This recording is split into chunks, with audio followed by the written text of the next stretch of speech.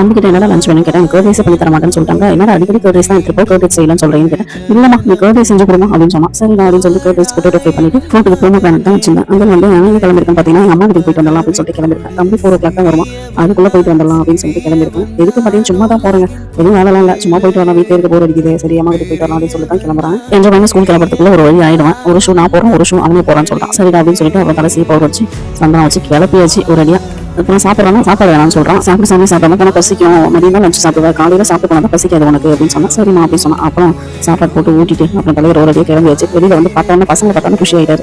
அவர் கொஞ்ச நேரம் விளையாடிட்டு இருந்தான். அதுக்கப்புறம் வாங்க வந்துச்சு, பாய்மா அப்படின்னு சொல்லிட்டு கிளம்பிட்டாரு. நேற்றுக்கு ஸ்கூல் விட்டு வரும்போது அம்மா உனக்கு ஒரு சர்ப்ரைஸ் அப்படின்னு சொன்னா. என்னடா சர்ப்ரைஸ்னு சொன்னா, ஐடி கார்டு எடுத்து காமிக்கிறான். நேற்று தான் ஸ்கூல் ஐடி கார்டு கொடுத்தாங்க போல. ஏய் சூப்பரா இருக்குடா அதுல அப்படின்னு சொன்னேன். என்ன ஒண்ணு கொஞ்சம் சின்னதா இருக்கலாம், கொஞ்சம் லாங்கா இருக்கு. தம்பி கிட்ட நான் எதனா புதுசா காமிச்சனா, சரி உனக்கு ஒரு சர்ப்ரைஸ் வச்சிருக்கேன் அப்படின்னு சொல்லி தான் காமிப்பேன். அதே மாதிரி அவன் கிட்ட எதனா ஒன்று காமிக்கணும்னு நினைச்சானா, அம்மா அவனுக்கு ஒரு சர்ப்ரைஸ் வச்சிருக்கேன் அப்படின்னு சொல்லி தான் காமிப்பான்.